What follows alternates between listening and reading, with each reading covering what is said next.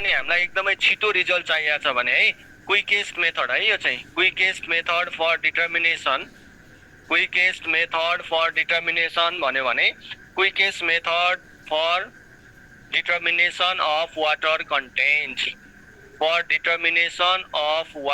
Content है। खासमा यसमा के गरिन्छ भन्दाखेरि यो जुन हामी क्विकेस्ट मेथडको कुरा गर्यौं नि यसमा धेरै डिभाइस चाहिँदैन। एउटा चाहिँ यो क्याल्सियम कार्बाइड भन्ने केमिकल राख्ने अनि सोइलसँग मिक्स गराउने, मिक्स गरिसकेपछि त्यो क्याल्सियम कार्बाइडले सोइलमा भएको पानीसँग रियाक्सन गर्छ अनि त्यो पानी उडेर जान्छ, ड्राई स्याम्पल बाँकी रहन्छ। पहिला वेट कति थियो पछि वेट कति छ भन्ने कुरा चाहिँ हामी हेर्छौं है। ठीक छ, कुरा बुझ्नुभयो। अब यहाँ फेरि क्लियर हुनुस्, सबैजनाले क्लियर हुनुस् है। हामीले ओभन ड्राई मेथड भन्यौं, this is the most accurate laboratory method. यो अब्जेक्टिभको बेसिसमा हेर्दा मोस्ट एक्युरेट ल्याबोरेटरी मेथड भन्यौं।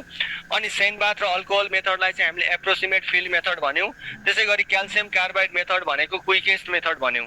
त्यसो भने अब यी ल्याङ्ग्वेजलाई तपाईले डिफाइन गर्दा क्विकेस्ट भने कसलाई भन्ने त हामीले कति टाइमलाई चाहिँ क्विकेस्ट भन्ने, त्यसो भने हामीलाई कति छिटो रिजल्ट चाहियो भने हामी क्विकेस्टको कुरा गर्ने भन्ने कुरा है। त्यसो हुँदाखेरि नर्मल्ली के भन्छ थ्योरीले भन्दाखेरि यो यसको लागि हेर्नुस् त साथीहरु 24 आवर कुर्नु पर्छ रिजल्टको लागि। ध्यान दिनु होला, यहाँ 24 आवर कुर्नु पर्छ। ओभन ड्राई मेथडको लागि चाहिँ 24 आवर कुर्नु पर्छ। अनि त्यसपछि यो क्याल्सियम कार्बाइड मेथडमा त थ्योरीले चाहिँ 4 देखि 8 मेथड हो, 4 देखि है 4 to 8 मिनेट, 4 to 8 मिनेटमा चाहिँ रिजल्ट आउँछ। 4 to 8 मिनेटमा रिजल्ट आउँछ भन्छ, एभरेजमा त 6 मिनेटमा आउँछ। यो एभरेजमा त 6 मिनेटमा रिजल्ट आउँछ। यो भनेको नर्मल्ली चाहिँ हाफ एन आवर लाग्छ, 30 to 40 मिनेट लाग्छ यसमा। हेर्नुस् त 30 देखि 40 मिनेट लाग्छ यसमा। भनेपछि अब हेर्नुस् यो क्याल्सियम कार्बाइड मेथड भनेको सबभन्दा क्विकेस्ट मेथड हो, है। अब यसमा गरिन्छ के, सायद एकजना साथीले सोध्नु भएको छ होला, क्याल्सियमको मिनिङ मिस्टेक छ कि सर भन्नुभएको छ। CALCIUM है, ओके CALCIUM है क्याल्सियम भनेर, त्यो त करेक्सन गर्न सकिहाल्नुहुन्छ। Okay calcium CALCIUM calcium carbide method भन्यो भने this is the quickest method हो हैन।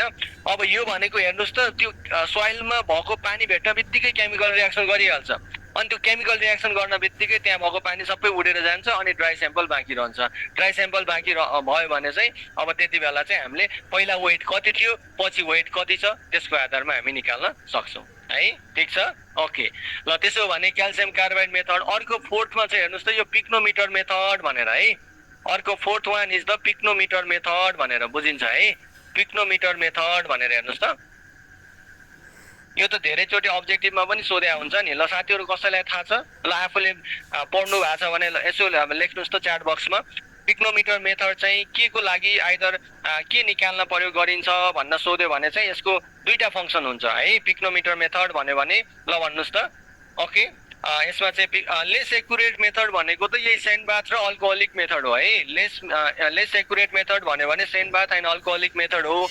अब यो पिक्नोमिटर मेथडको अब्जेक्टिभमा हामीलाई सोधिरहेको हुन्छ हैन।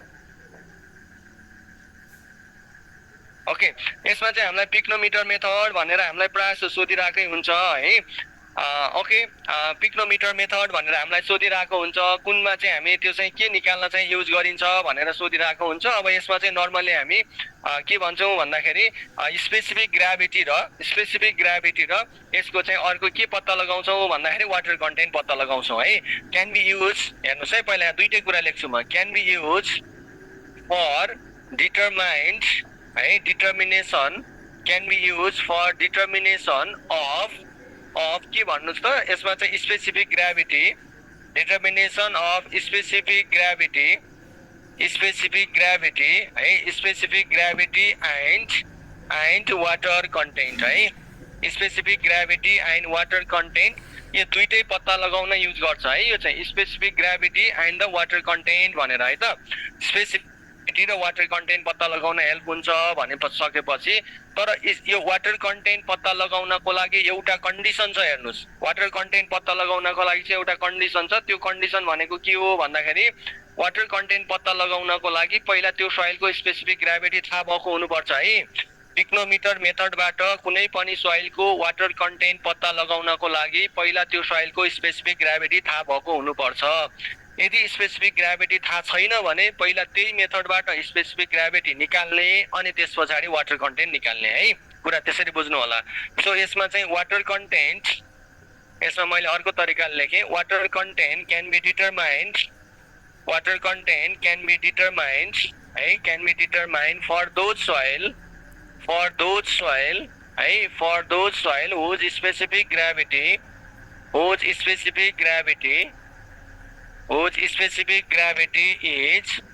whose specific gravity is known जसको स्पेसिफिक ग्राभिटी थाहा हुन्छ त्यस्तो टाइपको सोइलमा चाहिँ हामी पिक्नोमिटर मेथड युज गर्छौँ र पिक्नोमिटर मेथड भनेको